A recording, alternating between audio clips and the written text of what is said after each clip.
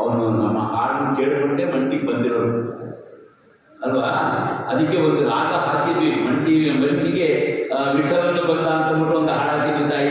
ನಿಮಗೆ ಗೊತ್ತಿರಬೇಕೇನೋ ಗೊತ್ತಿಲ್ಲ, ಅದು ನಾವು ಹೇಳಿದ್ವೇನೋ ಗೊತ್ತಿಲ್ಲ. ಯಾವಾಗ ಅಂದರೆ ಭಾಳ ಹಿಂದೆನೇ ಒಂದು ಹಾಡನ್ನ ವಿಠಲನ್ನು ಮಂಟಿಗೆ ಕರೆಸ್ಕೋಬೇಕು ಅಂತ ಹಾಡು ಹೇಳಿದ್ವಿ. ಏನಪ್ಪ ಅಂದರೆ ನಮ್ಮ ಮೇಲೆ ಪ್ರೀತಿಯ ನೀಟು ವಿಠಲನು ಮಂಟಿಗೆ ಬರುತ್ತಾನೆ, ವಿಠಲನು ಮಂಟಿಗೆ ಬರುತ್ತಾನೆ, ನಮ್ಮ ಸಾಹುಕಾರ ಬರುತ್ತಾನೆ, ನಮ್ಮ ಸಾಹುಕಾರ ಬರುತ್ತಾನೆ.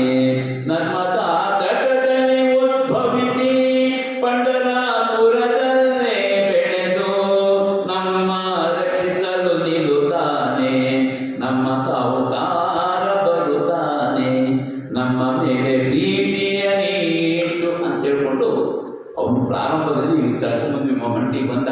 ಮಂಟಿಗೆ ಬರೋ ಮುಂಚೆ ನರ್ಮದಾ ನದಿಯಲ್ಲಿ ಹುಟ್ಟಿ ಪಟ್ಟಣಾಪುರದಲ್ಲಿ ಬೆಳೆದು ಮಂಟಿಗೆ ಬಂದ. ಅಂದರೆ ನರ್ಮದಾ ನದಿ ದಂಡೆಗಿತ್ತು ಈ ಸಾಲಿಗ್ರಾಮಶಿಲೆ, ಅದು ಪಟ್ಟಣಾಪುರದಲ್ಲಿ ಕೆತ್ತಿಸಲ್ಪಟ್ಟು ಅಲ್ಲಿಂದ ಮಂಟಿಗೆ ಬಂದ. ಈ ಹಾಡನ್ನ ಹೇಳ್ತಾ ಬಂದಲಿಕ್ಕೆ ಆದಷ್ಟು ಬೇಗನೆ ಬಂದ್ಬಿಟ್ಟ. ನಿಜವಾಗ್ಲೂ ನಾನು ಸತೀಶ್ ಅವ್ರು ಕೇಳಿ ಒಂದು ವರ್ಷದೊಳಗೆ ಪಟ್ಟಣದ ಅಲ್ಲಿಂದ ರೆಡಿಯಾಗಿ ಬಂದು ನಿಂತೇ ಬಿಟ್ಟ. ಯಾಕೆ ಕೇಳಿ ಹಾಡು, ಆ ಹಾಡಿನ ರೂಪದಲ್ಲಿ ಅವನು ಕೊಟ್ಟರಲ್ಲ ಅದಕ್ಕೆ ಅವನು ಬಂದ. ಸರಿ ಆಗ್ತಪ್ಪ ಅಂತ ತಕ್ಷಣ ಬಂದು ನಿಂತ ಮೇಲೆ ಅವನಿಗೆ ಗೋಪುರವನ್ನು ಕಟ್ಟಿಸ್ಬೇಕಾಯ್ತು. ಆ ಗೋಪುರ ಕಟ್ಟಲಿಕ್ಕೆ ಗೋಪುರವ ನೋಡಿರೋ ವಿಮಾನ, ಗೋಪುರ ನೋಡಿ, ಈಗ ಗೋಪುರವ ಕಟ್ಟಿರೋ ಅಲ್ವಾ, ಇವಾಗ ನೋಡ್ತೀವಿ, ಅವಾಗ ಕಟ್ತಾ ಇದ್ವಿ.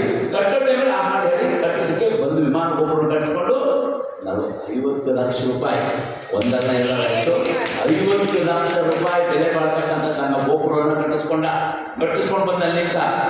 ನೆಕ್ಸ್ಟ್ ಇವ್ನು ಬರ್ಬೇಕಾದ್ರೆ ಕಾಮಧೇನು ನೀ ಕರುಣಿಸಿ ಹೇಳು ನಿನ್ನ ನಾಮವ ನೆನೆದರೆ ಧನ್ಯ ಹಾಡಿರ್ತೀವಿ.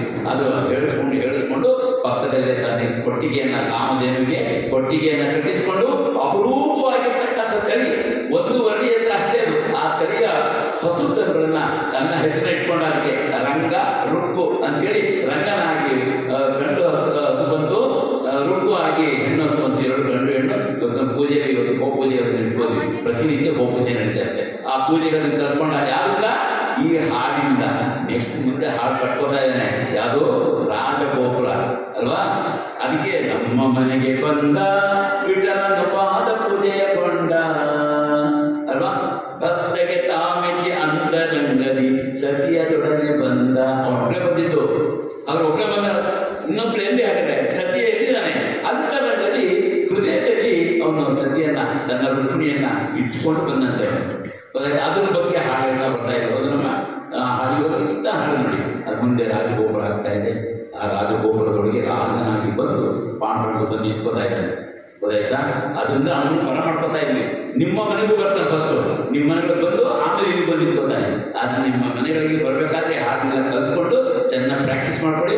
ಯಾರು ಭಕ್ತಿಯಿಂದ ಆಮೇಲೆ ಹಾಡಿರ್ತಾರೋ ಓಡೋಡಿ ನಿಮ್ಮ ಮನೆಗೆ ಫಸ್ಟ್ ಮೊದಲನೇಗೆ ನಿಮ್ಮ ಮನೆಗೆ ಬಂದ್ಬಿಡ್ತಾನೆ. ಸೊ ಅದರಿಂದ ತಾವೆಲ್ಲರೂ ಕೂಡ ಈ ಹಾಡನ್ನು ಚೆನ್ನಾಗಿ ಅಭ್ಯಾಸ ಮಾಡಿ ಅವನ್ನ ಬರಮಾಡ್ಕೊಳ್ಳೋಣ. ತದನಂತರ ಅವನ ರಾಜಗೋಪುರದಲ್ಲಿ ಅವನ್ನ ಇರಿಸಿ ನಾವು ಪೂಜೆ ಮಾಡೋಣ ಅಂತ ಒಂದು ಸಂಕಲ್ಪವನ್ನು ಮಾಡ್ಕೊಂಡಿದ್ದೇವೆ. ಅದನ್ನು ತಾವೆಲ್ಲರೂ ಕೂಡ ಅಲ್ಲಿಗೆ ಬರಬೇಕು. ಮತ್ತು 3ನೇ ತಾರೀಕು ಕೂಡ ಒಂದು ಕಾರ್ಯಕ್ರಮ ಇದೆ, ಆಗ್ರಹ ಇದೆ, ಅದಕ್ಕೆ ಬರಬೇಕು ಅಂತ ತಮ್ಮಲ್ಲಿ ವಿನಂತಿಸ್ತಾ, ಹರೇ ಶ್ರೀನಿವಾಸ, ಹರೇ ರಾಘವೇಂದ್ರ, ಹರೇ ಪಾಂಡು.